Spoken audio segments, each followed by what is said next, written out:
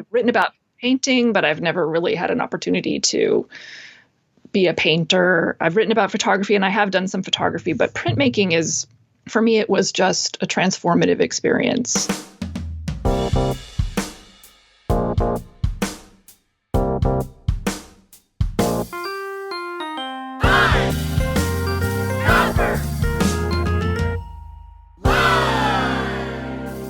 Hello, print friends, and welcome to the 96th episode of Pine Copper Lime, the internet's #1 printmaking podcast.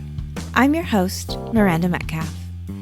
I release weekly podcasts with people in the print world who are doing something a bit beyond the expected. So please subscribe on your podcast listening app of choice. You can also find Pine Copper Lime on Instagram, Facebook, and YouTube, and you can find it all at pinecopperlime.com. We also have a Patreon page where supporters can join at tiers that start at just $1 a month, and that helps to keep us bringing you printmaking content every week. You can also get thank yous like stickers, prints, and mugs, as well as access to our bonus content, Shop Talk with our editor, Timothy Pauschak. These are quick and dirty tips and tricks with our guests from materials, processes, general business advice, and studio nonsense. So if that sounds like something you're interested in, you can check out the link in the show notes to sign up and hear Tim's chat with today's guest. And if you want to save a little cash while still supporting Pine Copper Lime, you can sign up now for a yearly subscription and get 15% off the tier price. Printmaking forever, shun the non-believers. Pine Copper Lime is brought to you by Speedball Art Products, who've been offering a diverse range of high-quality products to your practice since 1997. Products like their new line of professional relief inks, beginning with the flagship color Super Graphic Black, developed with artist printer Bill Flick. Formulated with all the working properties artists demand, these light, fast inks roll out consistently, transfer beautifully, and clean up easily with soap and water. So if you want to take your practice to the next level, head on over to Speedball's website to see where you can pick up a can of your new favorite color. There's a link in the show notes. My guest this week is Jennifer Roberts, professor of art history at Harvard University. Jennifer is this year's presenter for the Mellon Lectures on Fine Art, and she championed printmaking in a bold new way. We will talk about how she came to printmaking through Jasper Johns, being transformed as a historical scholar through the act of making prints, learning by doing, the head and the hand, Rosalind Krauss, and how it's just the tip of the iceberg with all of the work that is left to be done, researching and theorizing and studying about prints. And print friends, if you have not gotten a chance to watch this lecture series, do yourself a favor and definitely check it out. Jennifer takes us through 6 lectures with visuals, all available for free through the National Gallery of Art's website, that's nga.gov, and she goes through pressure, reversal, separation, strain, interference, and alienation. I have never seen anyone go at printmaking through these themes. She doesn't do it historically, she doesn't do it by medium, she does it with these really incredible theoretical framework. Please check them out. They're great. Again, they are for free, and you can find them just by Googling Mellon Lectures. That's MELLON 2021. In your browser, they will pop right up. They are a wonderful, wonderful way to be introduced to new ways of thinking about printmaking and possibly even new artists who are doing great work that you haven't heard about yet. So definitely check those out. There'll be a link in the show notes. So, without further ado, sit back, relax, and prepare to make contact with Jennifer Roberts. Hi, Jennifer. How's it going? Great. Thanks so much for having me. Thank you for joining me. I'm really excited to have this talk. I was absolutely thrilled when I saw you were the lecturer and the subject matter of the 70th year of the Mellon Lecture Series, and was really, really pleased when you agreed to join me to talk a little bit more about them. And before we dive into all of it, could you just give yourself a little brief introduction and let people know, from your perspective, who you are, where you are, and what you do? Sure. Well, from my perspective, my name appears to be Jennifer Roberts. And I am in a spare bedroom outside of Cambridge, Massachusetts, where I have been for most of the past 18 months or so, since the pandemic began.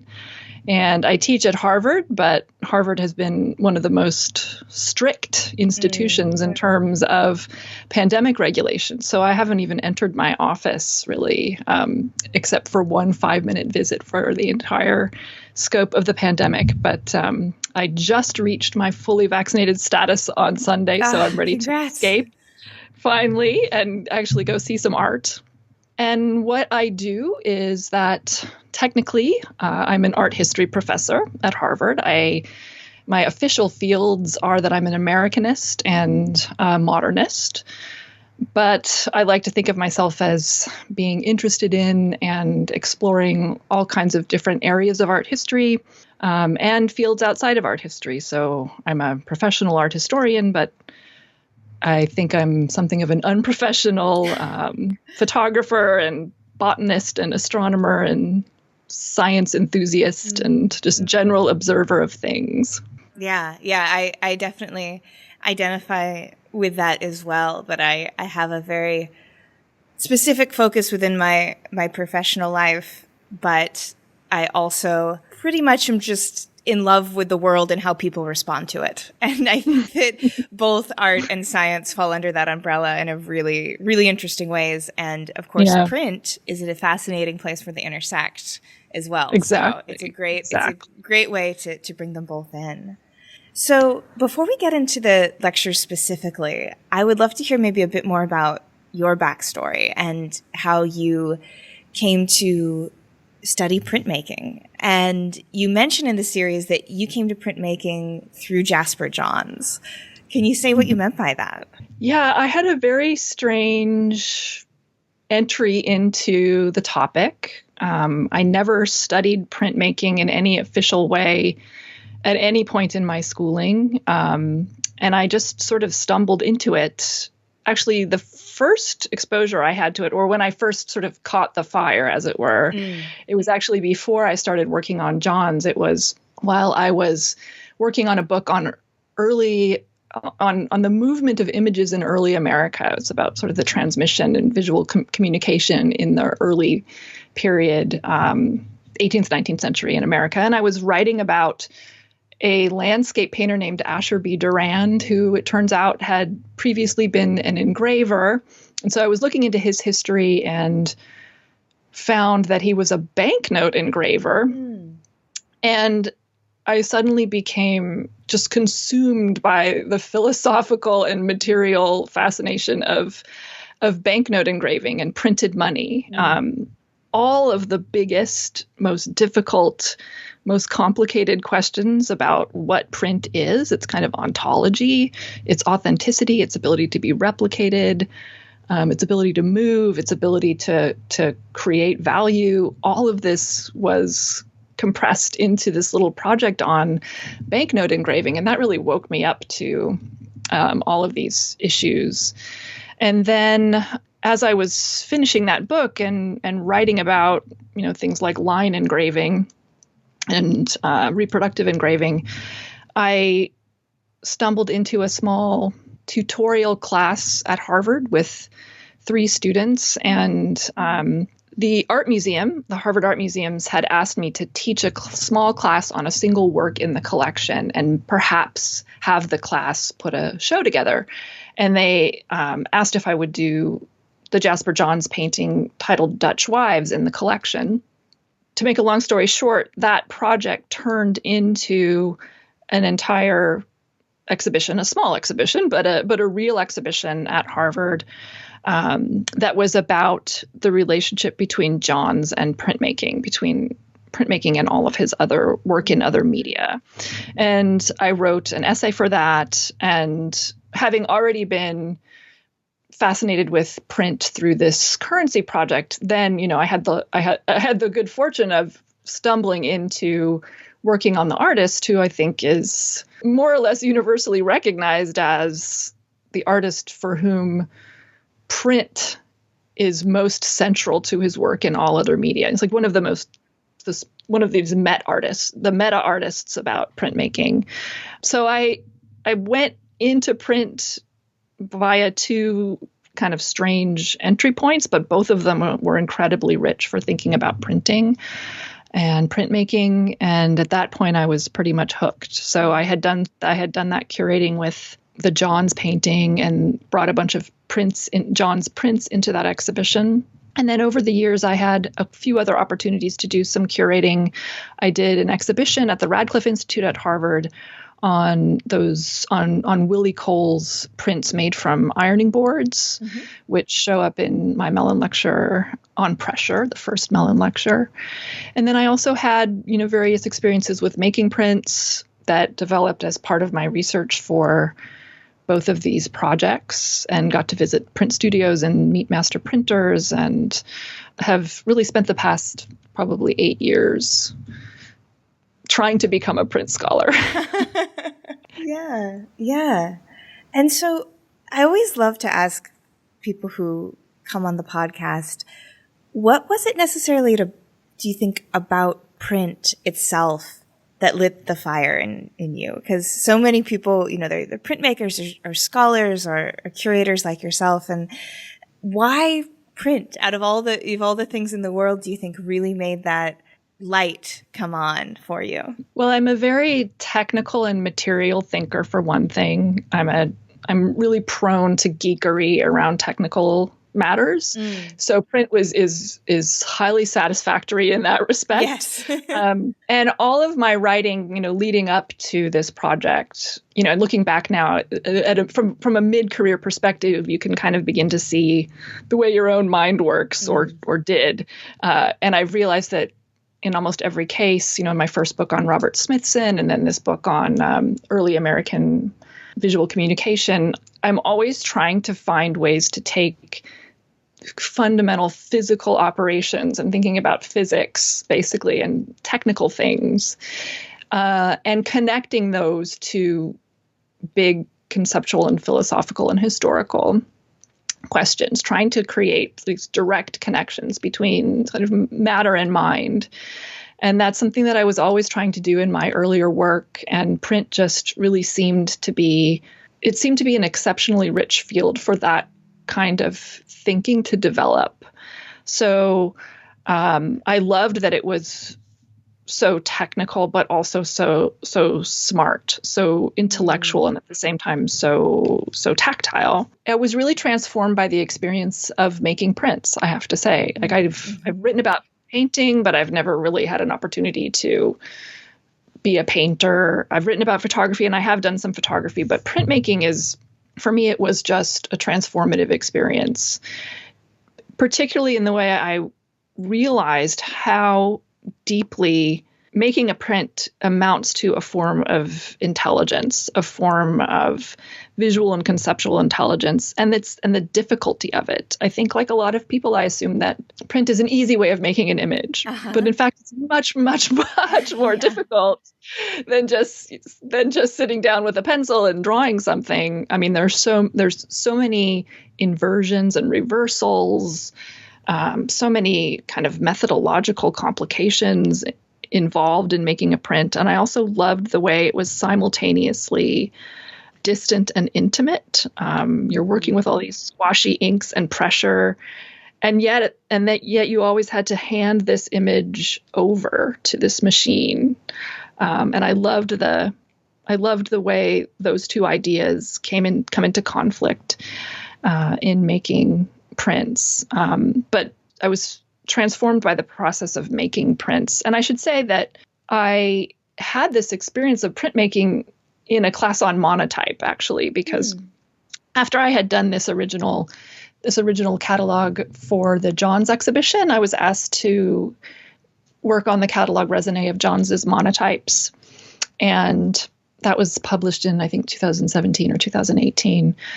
But I did a whole project on Johns's monotypes, but I didn't know much about them, about the whole process. So I took a class to learn about it. And that was really important too, because it was a non-replicative kind of printmaking, or not necessarily replicative, that really opened me up to everything else that's going on in printmaking other than replication. And that very much impacted the way I organize the lectures around topics other than replication, and my own conviction that it's important that we are able to talk about everything else that's going on in print studios other than making copies.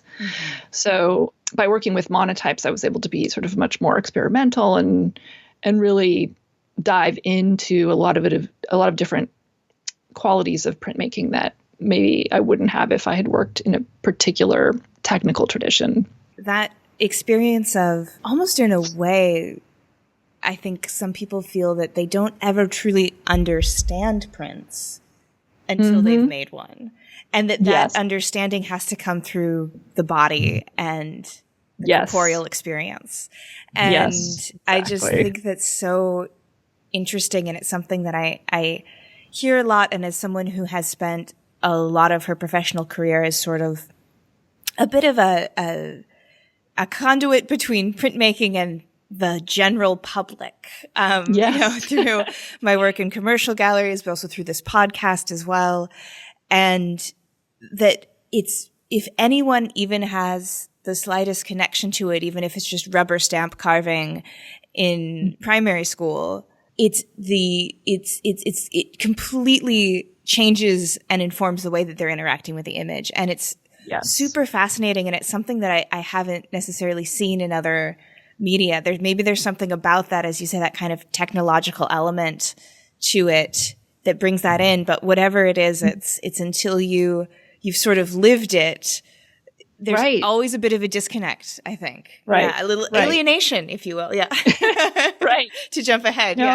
Exactly. No, I love that. I love that it's so mind-boggling. I mean, I'm always, even though I've been doing this for, 8 or 10 years, I will still look at prints and be completely challenged by them conceptually and intellectually. And I cannot figure them out just with my brain. Yeah.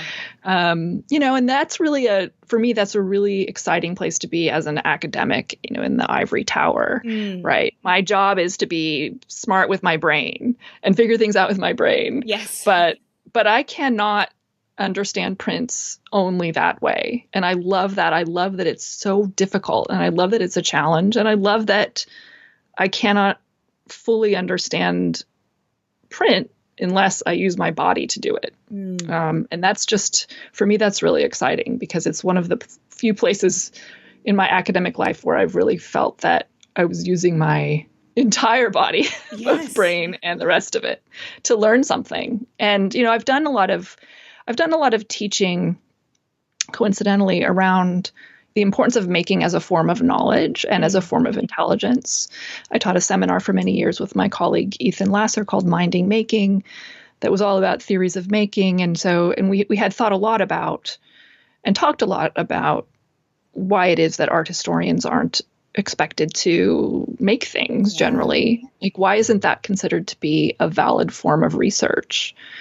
Whereas in my own case, whenever I would sit down and even just do something very simple, a really simple operation that doesn't require any actual artistic skill. But if I could get myself into the process of something I was working on, I was always astonished by how much it opened up my thinking about it. Even embarrassed, actually, like embarrassed by how much I would learn. Yeah. By having to flip things around in space, Yes. So.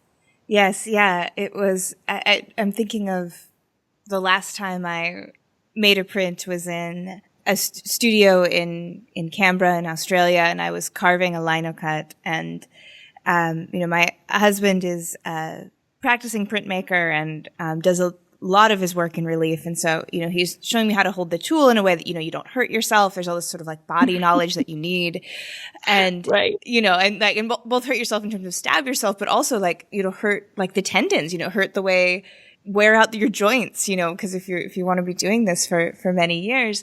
And so I was asking him all these questions, like, what about this? What about this? And I remember at one point I said, and how do you keep your back from hurting when you're carving? He was like, when you figure that one out, tell the rest of us. And it was as someone who's sort of, as more of an academic when it comes to printmaking, it was such an interesting realization of the fact that I had no idea until I was actually in it and had spent a couple hours leaning over something carving that this is an inherent part of the making, is this sort of physical discomfort. And again, it's the kind of thing that you can never really know until you've lived it. And it's such an interesting part of the practice. Yeah. Right. I mean, one of the things I always say is the big thing you learn in picking up a skill like that is how hard can you push? Yeah.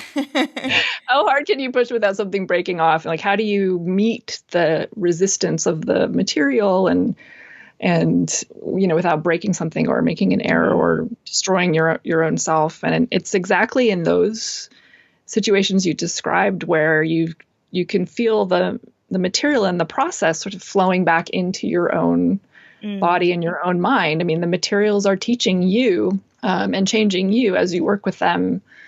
It's not just about, the human artist sitting down with their intellectual capacities and getting an idea and just injecting it into the material. It's very much a two-way process, which I also find so interesting in print, especially.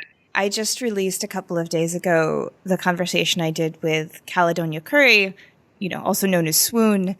And she, in the conversation that we had, she talks about carving almost as a kind of somatic healing for her own trauma, and how she, when she was younger, before she even sort of understood what was going on, she thinks that just taking on a project where she could just carve endlessly, that she was actually moving it through her body. She says, I just was carving and carving and carving, and I was just putting everything into it and just, stripping away. And it's just such a interesting and kind of beautiful metaphor too, I think, for movement. And I think that we're becoming more and more aware in society in general, but also as scholars, in the knowledge that the body holds, in the history that the body holds, in the way that the state of our body affects our brain, and becoming much less separated. And printmaking is, such a fun vehicle to explore that with. Right, exactly. Yeah. Yeah. I also just love that you put your body into it, but it sends something back to you that's different, right? The whole question, that's why I'm so fascinated with reversal, is because there is this really productive estrangement, I think, that you are in dialogue with this object. It's not just taking everything from you, it's giving something back. It's something that you're responding to. It is sort of alien in that respect. Yeah. So to shift a little bit and to address the lectures themselves specifically, you have a series of 6, which amounts to, almost 6 hours of presentation on printmaking. I think each one's about 50 minutes long. And so how do you go about taking on a project like this? I assume you're sort of invited to give the lecture, you understand, or maybe you have an idea, or you're invited, kind of to speak about something specifically. And then how do you go about structuring what seems like an immense amount of time, but also not enough time to talk about printmaking? Yeah. Yes, that's very true. It's very little time, actually, when it comes right down to it. So the Mellon lectures you're invited to do them just as a person. You're not asked to do any specific topics. So I was asked to do these, it was quite a while ago, maybe 4 or 5 years ago. So you have quite a bit of lead time.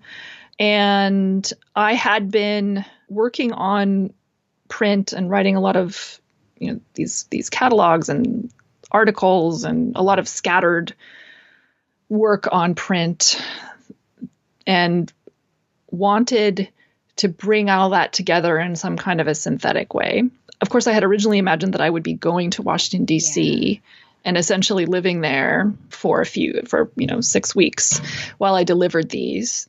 And doing them remotely changed a lot about my thinking, mostly in terms of how much time I had and how much room I had in each lecture, just because the practice of putting together a pretty highly produced video, which involves, recording it, sending a script, sending call outs in the script, sending an elaborate PowerPoint that then gets reconstructed, and then sending all the image files, and then figuring out, what all the permissions might look like. It ends up eating up a lot of the time that I would have normally spent actually writing the things.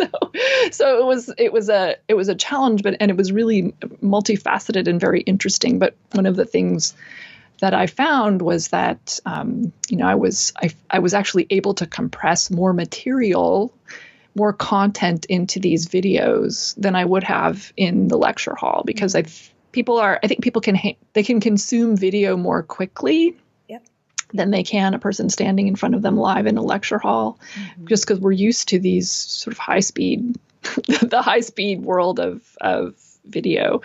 And so I was actually pleased with that I was able to compress things into the video much more clearly. It also meant that I could actually show video occasionally, which, as you know, is really crucial for getting these processes across to an audience, because video gives you the kind of spatial knowledge that you need to get this across. But at any rate, so I had been working on print for many years. I was invited to give a series of lectures in the other Cambridge in England a few years ago, which were also about printmaking, although from a slightly different angle. Those helped me kind of begin to write up some of the material that was heavily revised and expanded for these lectures. And then I've also been teaching some of this material for several years now, both from the perspective of lecturing, but then also I teach a class called Critical Printing with my colleague Matt Saunders, who's one of our studio professors here at Harvard. And we teach a class that's 3 hours of studio and 3 hours of seminar per week. So it's a true studio history hybrid course, which has been really exciting. So I had all this material, all these prints in my head, much more than 6 hours worth. Yeah. And basically what I finally decided was that I could get up and give a series of really detailed, historically focused lectures about, say, 6 printmakers or 6 moments in the history of print or 6 different techniques. But what I really found that I wanted to do was to write and present something that could be an introduction to the importance and the fascination of printmaking for a broad audience. What I am most frustrated about every semester is that there's no thin little book I can hand my students that will wake them up to how amazing printmaking is.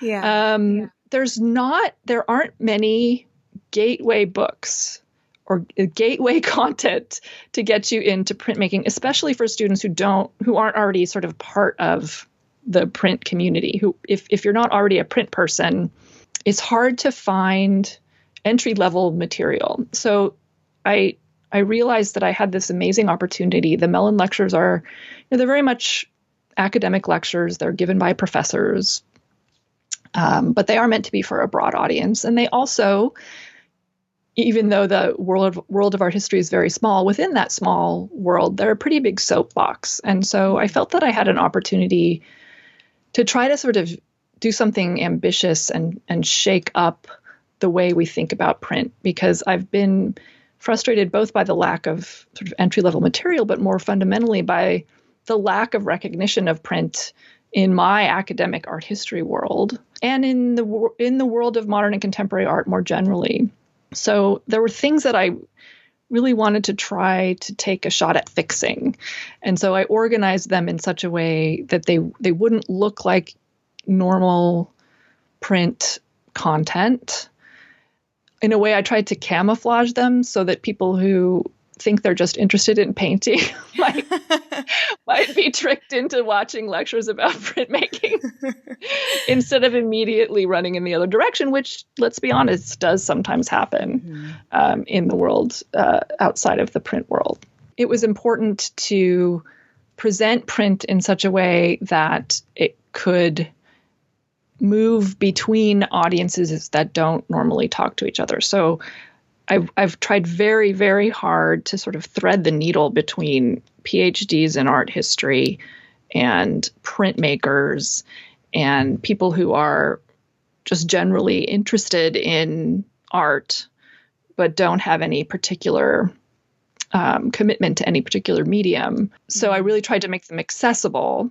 And then I was also trying to show that print is bigger than just printmaking, that it's full of these ideas and operations that have moved out into the rest of the art world, often without people realizing it, which is the reason that so much of my lectures, so many minutes in these lectures are devoted to things that wouldn't be classified as prints in a museum. Glenn Ligon's paintings, for example, or Mark Bradford's work, or even Julie Meritu's paintings. So much of contemporary art, I think, is print in disguise as a higher status medium. So I wanted people who don't think about print to realize that they are thinking about print. They just they just aren't calling it that. Yeah. I guess would be one way of thinking about it. So the terms that I've used,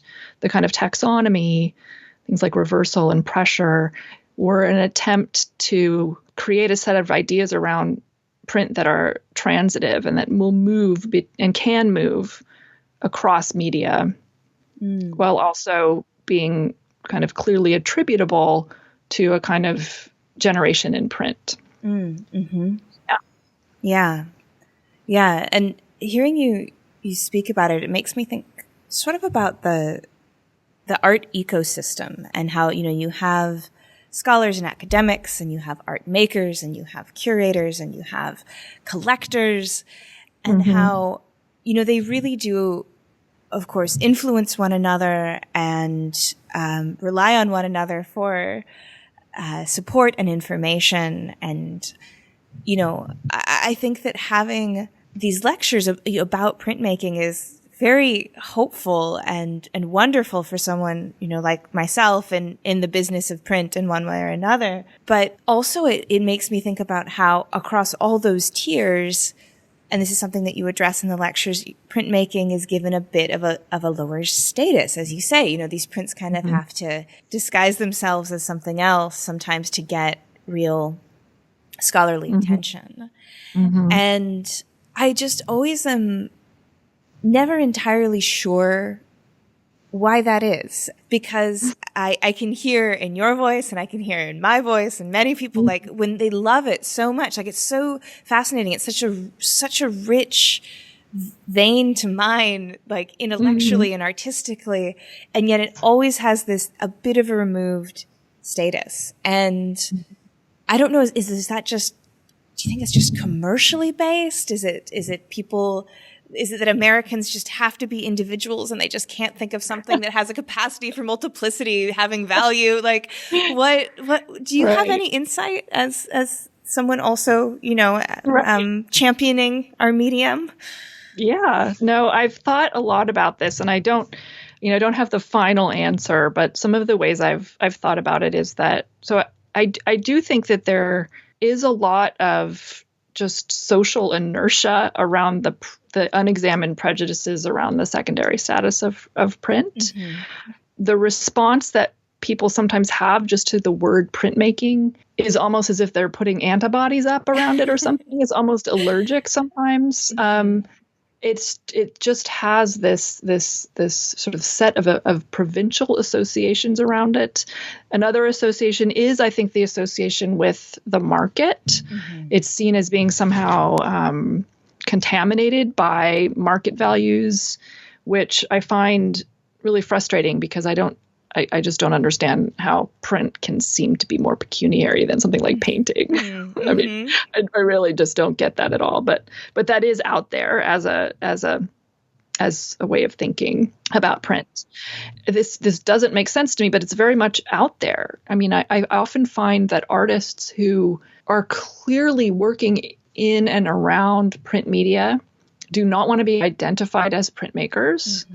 I see that all the time. There's an aversion to even being identified with it, which I as soon as I see that kind of thing happening in front of me, I want to go get in there and break it up, because it really doesn't make any sense. Like, whenever I see something that art historians disdain, like, that's where I want to go. Yeah. Yeah. and unpack it a little bit, because it doesn't make any sense. Part of it, I think, is that, among art historians, well, it's not just art historians. I think it's widespread in our culture. There is this notion that processes that are highly technical and reproductive and are associated with machines are not artistic, and that are not and don't contain the kind of intuitive genius that people expect from works of art. And there's a kind of aversion to technical finickiness. That, of course, that's what attracts me to it. But I think I can see how that comes into play here. I also think there are a couple other things going on. I mean, as I said, I think print is being hidden behind the word painting and even the word photography quite often. So there's print everywhere, but we can't see it. So that, and I talk in my lectures about how Warhol's paintings are they are prints, but they're called paintings, and that's how they're valued, and that's how they're stored, and that's how they're understood. Another issue that print has is that it's been, I think, at least in scholarship, it's been overtaken by photography. Like, photography is this really, really interesting to people now. There are volumes and volumes and volumes of books about the ontology of photography. What is a photograph? What is this image? What is this mechanically reproduced image? People are fascinated by this, and there's no stigma around photography as there used to be. There's no stigma around photography now. Yeah. And yet there is around print, which again makes no sense to me, and something that I would like to do some more work on in the future, and I would like to see other people work on, is the nearly complete imbrication of photography and print from the moment of the advent of photography. I don't think you can really talk about photography in any rigorous way without recognizing that photography is always being carried by print processes, almost always. And almost any photograph that you've seen in your life is probably actually a halftone printed with ink on a printing press. It's totally reliant on the systems and techniques of print and the history and traditions of print. And print comes to rely on photography too in other ways, but it's this fascinating story of media that are symbiotically working together. And yet in our minds, photography is the fascinating, philosophically interesting problem, and print just falls out of the story altogether. That's one of the things. Another thing I talk about in the lectures is the way we have come to talk about print tends to shut down our ability to talk about it in all the ways that we might. So it's often associated with de-skilling, for example, which is a very powerful idea in contemporary art history, but prevents us from thinking about print as a skill. As something that has this long history of skill behind it. And then finally, the replication narrative, the idea that print is so thoroughly associated with reproduction, I think does create this idea of its secondariness, certainly, but it does other things too. I mean, when you're thinking only about print as reproduction, it makes you focus only on the downstream life of print as the significant part of its life in the world and not its making.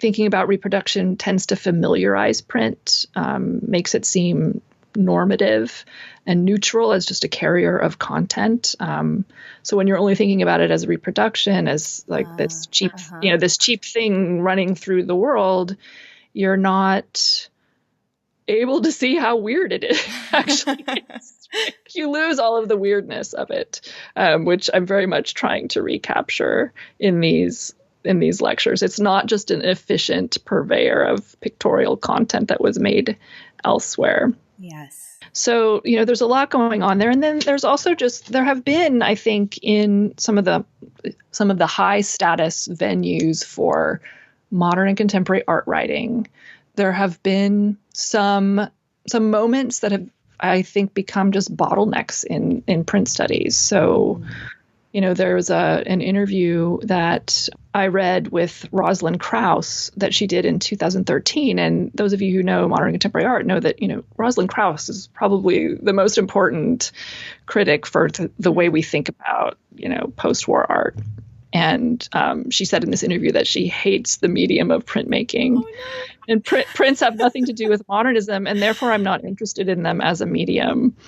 And this is just, of course, devastating. Oh, no. Devastating to read this, but I bring it up just to say that it's also really just befuddling because, her work has been very important to me. And I actually think that she taught me how to look at prints because her work is about, the indexical, the imprint. She's really interested in horizontality and gravity and force. And she's interested in sort of seriality, and her work is very much about the body and its relationship to the plane. And so she seems to me to be talking about print all the time, and yet she doesn't like printmaking. And so I think we just have different ideas of what printmaking is. So I think these lectures are about, here's an idea about what printmaking is that I hope will be productive and will really open up new questions and new scholarship. And, this is not about the last word about anything. I mean, I am not. So many people are more expert in print and printmaking than I am. I really just want these to fire people up into a series of questions and make them wonder about things, because there's so much to be done. There's so many books to be written and so many prints to be made. Yeah. Yeah. And my mind is just sort of reeling around the statement that prints have nothing to do with modernity. Like, I really feel like what? Right. Modernism, I think. Modernism. Still. Okay. Yes. But that's not much better. That's not much better. Yeah. That prints have nothing to do with modernism is still like, what? Yeah. I hear you. And I think kind of, to talk a little bit about that, what you're saying about, this is hopefully just kind of the beginning. You spend a lot of time in the lectures on screen printing. And when you're doing this, you acknowledge the fact that in a way, screen printing is sort of a skipped over medium within a skipped over media. It's kind of this, even within printmaking, it can almost seem to be have a lower status of some kind. And this, maybe it's the close connection to commercial processes, which you mentioned in the lecture, for it being sort of looked over. But I think it's so interesting that you do spend this time on it, because pulling it into the limelight and sort of pointing out the fact that it has been missed is actually such an exciting move, because now there's so much to think about, because we're like, oh, this hasn't been looked at. This isn't Michelangelo's David. We haven't already beaten it to death, with ink by now. We can explore even more. And I'm wondering if you have any sort of maybe particularly exciting avenues around screen print that you maybe wish you'd had more time to speak about in the lecture, or even want to plant the seed for any young print scholars out there listening to the podcast that you're like, I don't have time to look at this, but someone needs to do X, Y, and Z with screen printing. Well, I feel that way about everything in the lectures, actually. I was joking with a friend the other day that I could have done all of these lectures in the following format, where I just get on the microphone and read a list of potential featured dissertation topics. Because I think there's just so much to do. And, the screen printing thing was something that I dove into it probably as fully as I was able, just to give an example of what it might look like to really unpack a technique that isn't carefully studied. I started working on screen printing when I worked on an exhibition on Corita Kent at the Harvard Art Museums, and sort of dove into the process. And as I began to learn more about it, I realized a couple things. First of all, there were virtually no art history articles that unpacked the technique in any kind of historical or theoretical way. And even the technical literature on screen printing, just learning how it was done, was something that I was unable to do via the Harvard Fine Arts Library. There is this great new book, big fat book called The History of Screen Printing by Guido Longwheeler that was just published, I think, in 2016 or 17. And I had to ask the Harvard Art Library to buy it because I wasn't planning on getting it. And that, that was full of great primary research. That's, for example, where I learned that the screen in screen printing was originally developed in the flour milling industry in Europe, which really got my mind going around questions of processing and refinement and pushing things through meshes in order to create culture. So the screen printing world, I do think there's a lot more to do around the relationship that screen printing helps us see open up between art print processes or fine art printmaking processes and other kinds of making and manufacturing. That's something that I think a lot of the print world is hesitant to explore because it seems that it will further sort of debase the techniques in the fine art world if you point out that this process has connections to mass manufacturing and fabrication and all of these other ways that copies of things are made in the world. But I think it's actually a source of great strength for the field to look not just to create connections between printmaking and the other art media, but also to see what we can learn about the interface between art and the rest of the world by looking at printmaking, because it's sitting at this really fascinating nexus between the fine arts and the history of technology and the history of science. So, I'm really interested in the fact that that screen printing is a way of making images that comes out of the history of making bread. I just love this.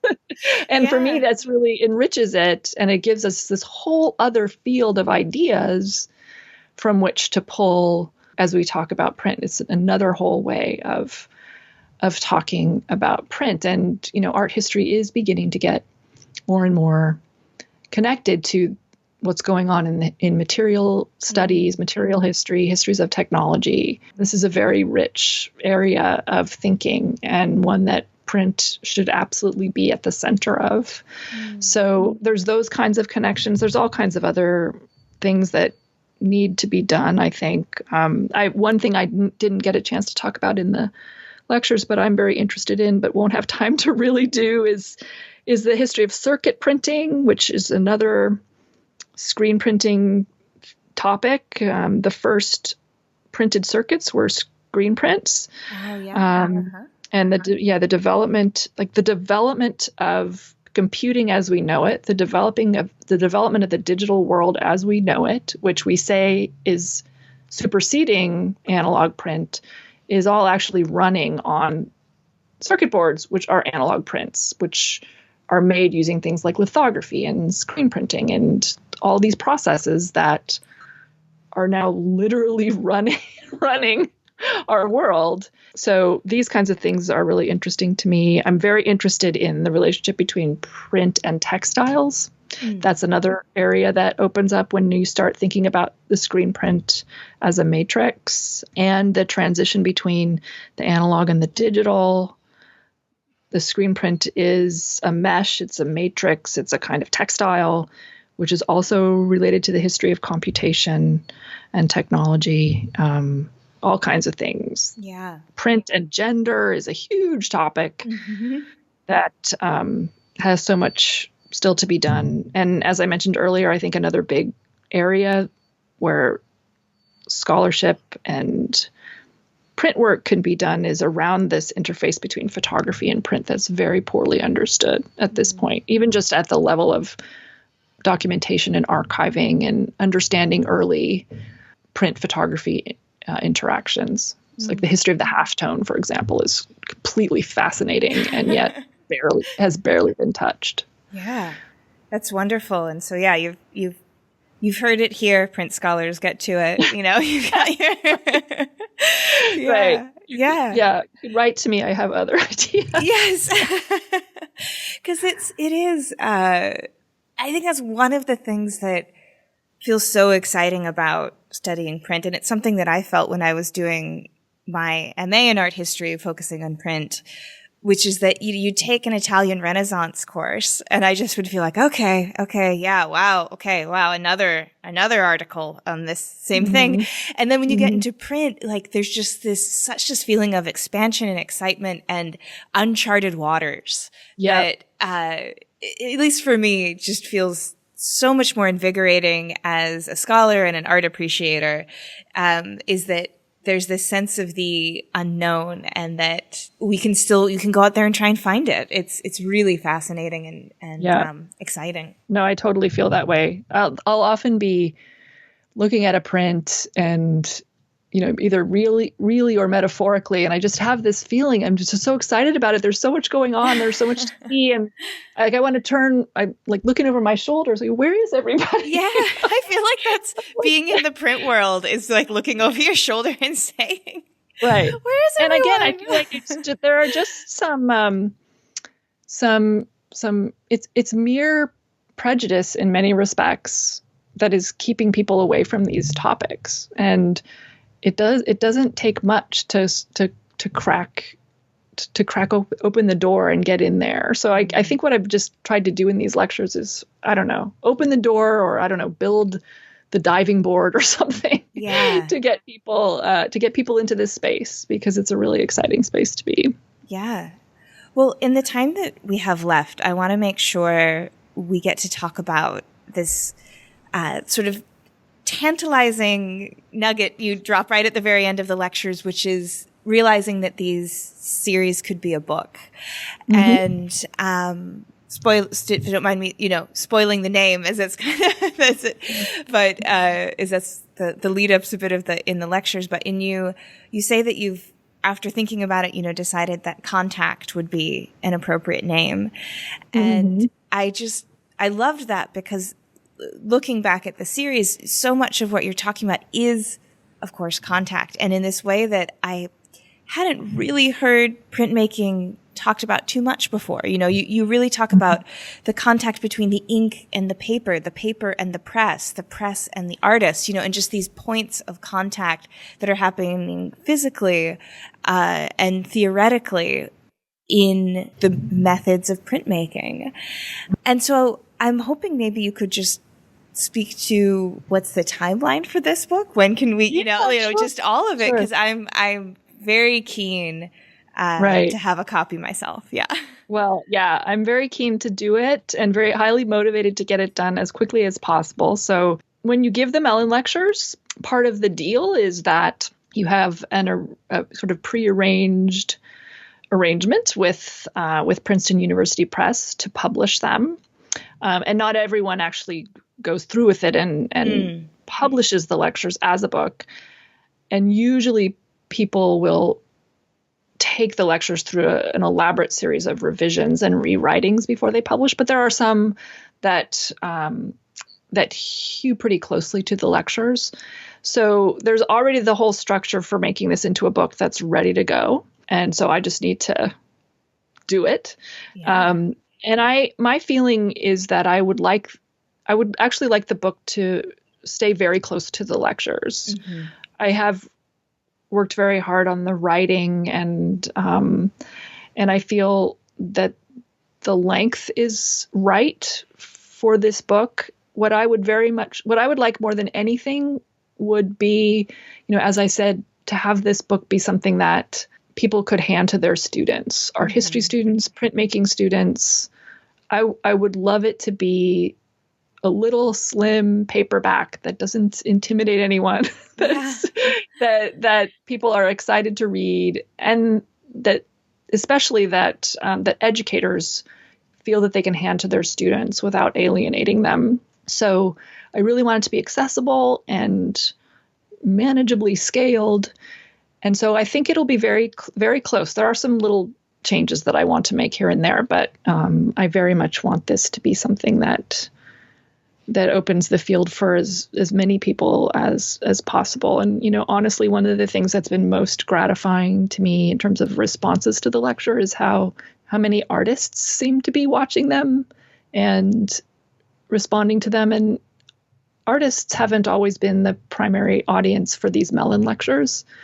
But I really wanted to reach artists with these, and I'm happy to see that that's happening, at least in some instances. And so I would like this book to be, for artists as well as art historians and students of all kinds. Yeah. So, yeah.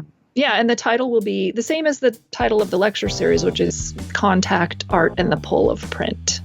Wonderful. So, yeah, well, I can definitely echo the fact that many artists that I've spoken to in recent weeks have just been adoring and devouring the lecture series as they come out, and I think just are deeply appreciative of the work that you're doing because as we say, it's an art ecosystem, and what kind of attention the medium gets on public forums and in academia, and that big institutions like Harvard, it directly affects how the art that these people are making is accepted by the world. So,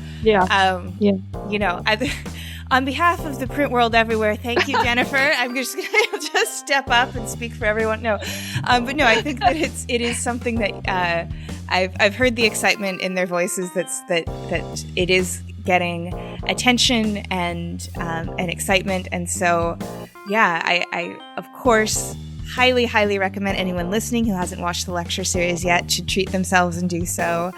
And I'll put a link in the show notes to it, so it'll be easy access.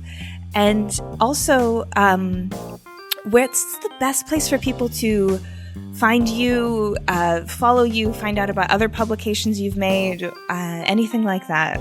Well, I'm on Instagram, and that's my primary social media world. And my Instagram name is just Jennifer Roberts, except there are 6 R's at the end of Jennifer, which is a long story. But I'm easily locatable on Instagram, and then I think that's probably the easiest way. Or you can get my email address via going through the Harvard Art History page. It's kind of a complicated email address, so I won't read it over the air, but I'm very happy to answer questions or queries of any kind. And yeah. Wonderful. Well, thank you very much for joining me and having this chat. I feel like, I just could talk to you about printmaking forever, and, so many more questions. And so maybe we can do this again, maybe when the book comes out, and talk more, because I so appreciate the work that you're doing and thinking so thoughtfully and affectionately about printmaking. Well, it's been such a delight to talk to you, and honestly, I thought I was tired of talking about print, but now here we are. We've been talking for an hour, and I also want to keep going. Well, that's our show for this week. Join me again next week when my guest will be Bud Martin, Head of Research and Development at Speedball Inks. We'll talk chemical engineering and ink, tinkering in the shop, color, and safety for art products. You won't want to miss it. This episode, like all episodes, was written and produced by me, Miranda Metcalf, with editing by Timothy Pauschak and music by Joshua Weber. I'll see you next week.